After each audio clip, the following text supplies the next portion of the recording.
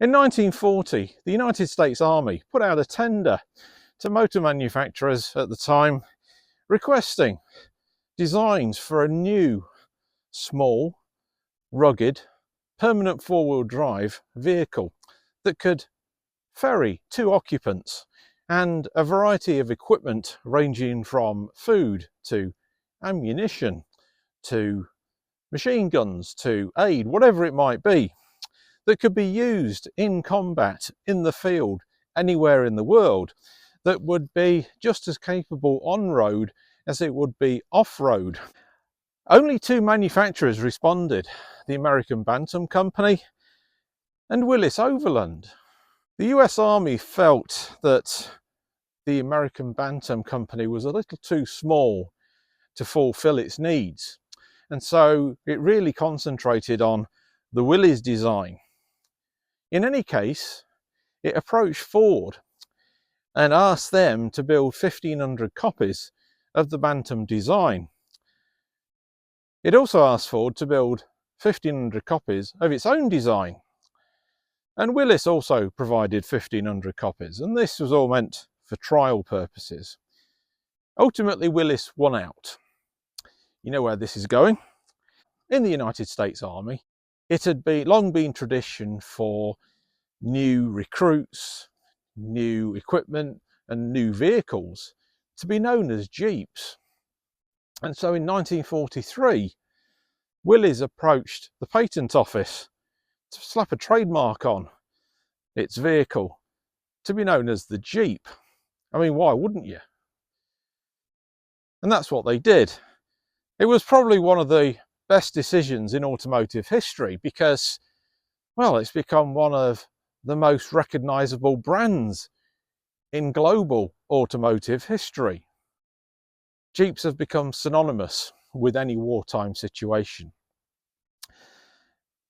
The reason it applied for the trademark was because it was intent on entering Civvy Street. And that's exactly what it did in 1945 with a model called the CJ, which literally stands for Civilian Jeep.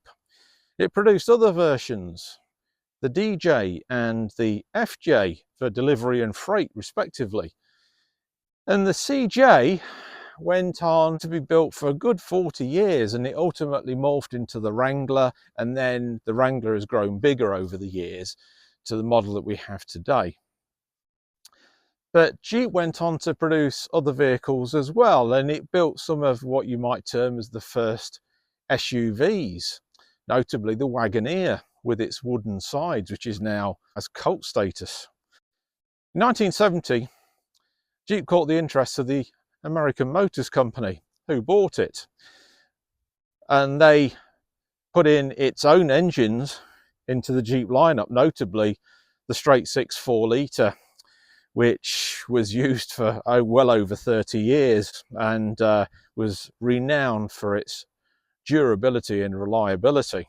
And AMC was bought by Chrysler in 1987. Once owned by Chrysler, a variety of SUVs were built, notably the XJ Cherokee and the Grand Cherokee, which was a luxury version aimed squarely at the Range Rover. It then teamed up with Mitsubishi and built 2 smaller models, the Patriot and the Compass, essentially built off the same platform but different designs. In 2010, the whole kit and caboodle was bought by Fiat, who then introduced new engines of their own. And it decided to get rid of both the long-running Patriot and Compass and replace it with a whole new car. I'm Darren Walker, and this is Auto Atlantica. This is what they came up with. The 2nd generation Compass. Now, Fiat, once they acquired Chrysler, they got busy very quickly, especially with the Jeep brand, because they knew how important it was. The first thing they did was to completely re-engineer the old 3.6 litre V6 into a new variable valve timing unit, which went into the Wrangler. They then went to work on producing a car based off their small wide platform, which came in front-wheel drive and four-wheel drive variants, and the four-wheel drive variant underpinned the Fiat 500X and the Jeep Renegade. There was an extended version of that platform which underpins this, as well as the later Alfa Romeo Tonale and Dodge Hornet twins, and a couple of international products, namely the Jeep Commander and Ram Rampage. This car has been built now for about 8 years. This is a 2022 model, and it's a very good looking car. It has been a big success story for Fiat, or FCA as it became, and now Stellantis. And although sales have dipped a bit in recent years, they still manage to shift about 100,000 of these in the US alone every year. It's built in a number of countries worldwide. All the right-hand drive ones, for instance, for various right-hand drive markets, are all built in India. The others are built in Italy and Mexico. These are built in Mexico, and I think some are built in South America as well. So it's been a worldwide hit. So what I'm going to do is take you around the car, and then we'll take it for a drive and we'll see what it's like. As I said, this one's a 2022 model, and I've got it for a few days, so I thought it'd be worthwhile talking about it. So you can see from the styling, it very much apes the 4th generation Jeep Grand Cherokee WK2 model, and that was intentional because they wanted to give it that look, but in a smaller package.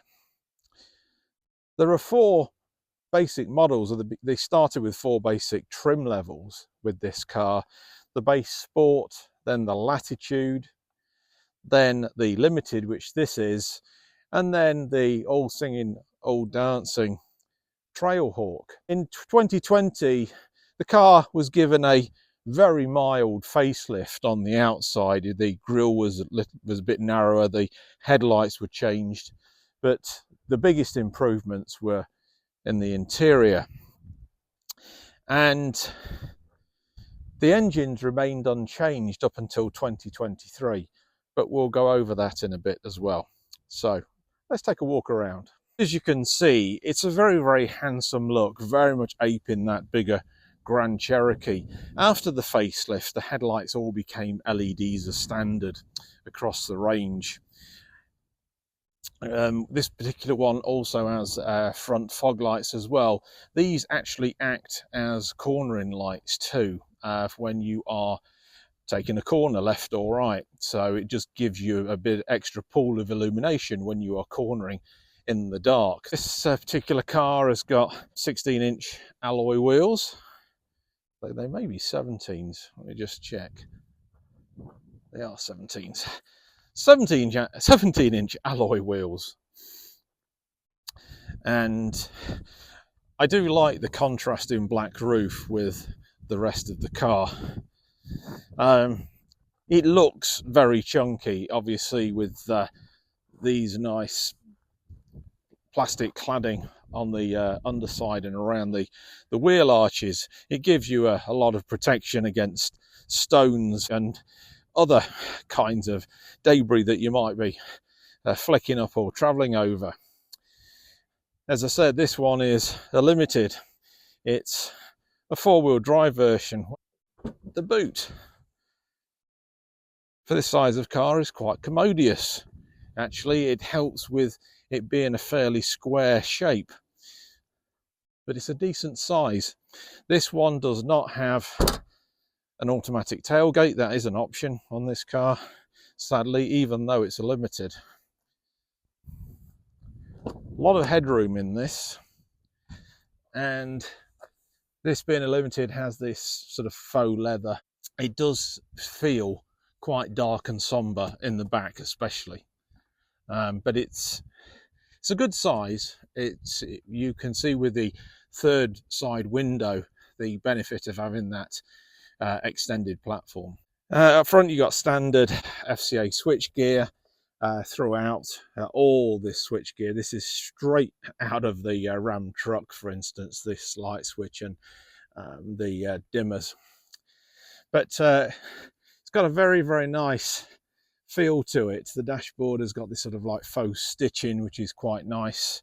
The seats are very supportive and very nice on a run, actually. And a large sort of 10-inch center infotainment system, and the 9-speed automatic gearbox, which is the sole gearbox. So inside you are immediately greeted with this rather nice steering wheel. It's leather wrapped and it's got a good feel to it, and the instruments are very nice and clear. You've got this rather sort of like funky look to the tachometer. I think that the high end of the rev range is actually supposed to be mud, rather like the Renegade.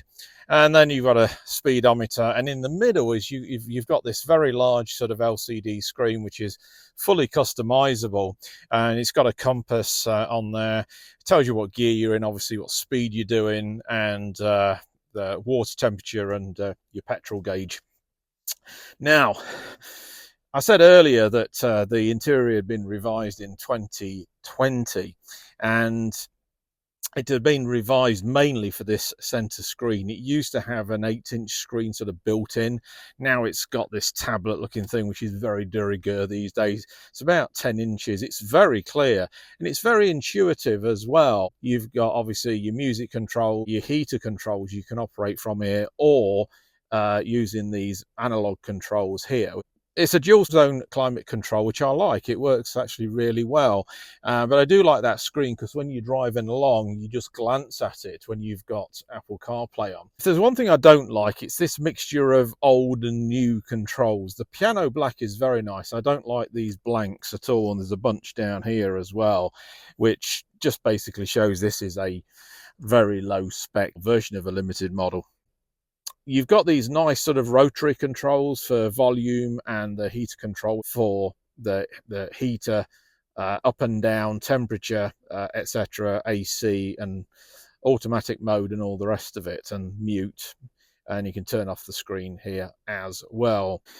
This has the all-wheel drive system. It does not have Jeep's Stability Track Terrain, I think it's called, which offers more modes. And that actually has a 2-speed range, low and high range. And that is standard on the Trailhawk model, but optional on this one. This all-wheel drive system is going to be more than what most people will need, you know, especially for snow. You can operate this. It's got a special setting for snow and sand and mud. You know, they're the most likely things that this car will ever encounter. And then it's on an automatic setting right now. And then you've got an electronic e-brake right there. The cup holders are quite nice and deep. The gear knob is nice. I like the way that it's positioned, but I think I do prefer the GMC Terrain, which is a big rival to this car, with its gearbox, which is a button affair across the front of the fascia there, because being a photographer, there's much more room for me in the Terrain to sort of lay out things in this center space here. So, but overall, it's a nice place to be. I like being the Limited. I like this swathe of contrasting sort of like leatherette and the stitching that goes across, and underneath it, it's flanked by this chrome and brushed sort of plastic affair that goes all the way across. It's a classy look. What I do like are the little Easter eggs as well. There's a little Jeep symbol in the windscreen there, which is quite nice, and the Jeep logo on the mirror as well. It's a good driving position. These seats, there's a lot of bolstering to these seats. They really hold you in, which they're clearly designed for an off-road use, because you've got this raised ride height as well in this car. This car has a variety of power plants around the world, ranging from 1.3 and a 1.4 multi-air unit, which I have in my Fiat 500 Abarth. a 2 litre Tiger Shark and a 2.4 litre Tiger Shark, which this has. In fact, all North American models have the 2.4 litre Tiger Shark, which are also in the Ram ProMaster, the Chrysler 200, the Dodge Dart. That engine is unique to North America and essentially just a bored out version of the 1.4 multi-air. Produces 177 horsepower in this particular iteration and a similar amount of torque. That engine has actually been replaced from 2023. This is a 2022 car with the new GME unit. It's a 2 litre offering over 200 horsepower. Ride quality at low speeds on rough roads reminds me an awful lot of the Grand Cherokee WK2. That can be so bad at times it actually made my wife feel a little bit sick, but it really throws you about because you're sitting higher. You can really feel the undulations over every single bump that you go over, and this reminds me of that. It's a little bit different, but pronounced in a different way simply because of the size of the car. Once you get going, then it's a completely different animal. That all smooths out and you have a very refined ride. Despite the raised ride height, you wouldn't know that you're in an off-road vehicle. And at motorway speeds, like I say, I was doing 65, 70 miles an hour yesterday, and it felt very refined, it felt very comfortable. And I arrived at my destination unruffled and in comfort, and it's one of those cars that you really don't feel the miles that are munching under your feet. Ergonomics are very nice in this car. Like I said, the seats really do hold you in. They are very nice, so ideal for those rougher terrains really, if you can deal with the rough ride at lower speeds on a rough road. Other than that, I've got no complaints in here at all. I would want more toys. I'd certainly want the panoramic sunroof, and I'd definitely want the remote tailgate release as well, simply because I'm used to them. The one thing I like about this engine, it is quite torquey, and that really does help when you are on the sort of winding hilly roads. We're going to go up this hill right now, and it's the torque that you've got really does make it effortless. And this 9-speed gearbox is frankly superb. You do not notice gearbox changes at all. Even when it has to step right down, as it has done, it doesn't jerk you at all. It's very smooth, and that's probably an advantage of having those extra speeds. But we've got quite a steep hill here, and again it's stepped right down into second gear and revving a little bit up there, but there's no jerkiness at all. It is effortless, that gearbox is. I absolutely love this gearbox, and that really does help with the impression of a nice refined ride. The handling is actually very good considering how high this car is. The handling is excellent around these twisty roads here in southern Columbiana County, Ohio. So I guess the question is then, would I buy one? Let the locals get out of the way. Would I buy one? And the answer is yes, if it was suitably equipped. I like the raised ride height. In a car like this, you can be very confident if you're going off the road down a mud track or across gravel, whatever it may be. You know that you're going to be protected. You know that you're going to get through it. You know you've got the ride height in order to deal with it effectively, and an excellent all-wheel drive system as well, which Jeep are renowned for. So it really has. This is why the Jeep is such an important brand to Fiat, because it has that prowess. So if you live in a snowy area, for instance, or if you're in a rural area where there's a lot of dirt roads, this is probably the car for you if you're looking for a car of this size. It does excel over the terrain in that respect, which to me is probably its closest rival. especially since the terrain is now saddled with that lethargic 1.5 litre engine. The 2 litre engine in that was much better and better than this, with 252 horses on tap. But even the AT4, which is the more sort of like off-roadish geared version of that car, is no match for this off-road, I can assure you of that. So this does have a lot of benefits, mainly because of the prowess of the Jeep brand. And you can see why they're so popular. Like I say, they still shift 100,000 of these every year in the US alone. And this design is 8 years old. So there we have it. A 2022 Jeep Compass for your viewing pleasure. I'm Darren Walker, and this is Auto Atlantica.